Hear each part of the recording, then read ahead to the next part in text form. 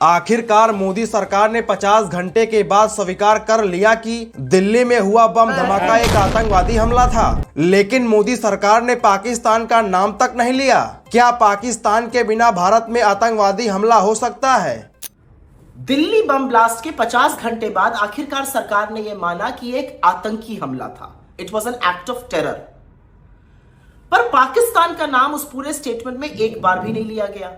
क्या इस देश में कोई भी आतंकी कार्रवाई बिना पाकिस्तान के रोल के, बिना उनके संलग्न हुए पॉसिबल है?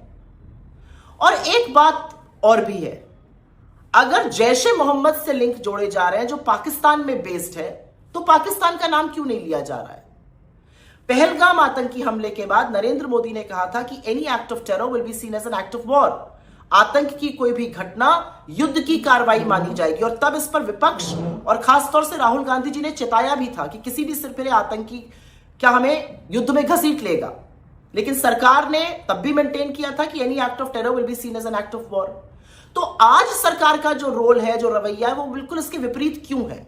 दिल्ली बम ब्लास्ट को आतंकी हमला घोषित करने में 50 घंटे लग गए, पाकिस्तान का नाम नहीं लिया जा रहा है, जबकि सूत्र ये कह रहे हैं कि जैश ए मोहम्मद से इसके तार जुड़े हुए हैं।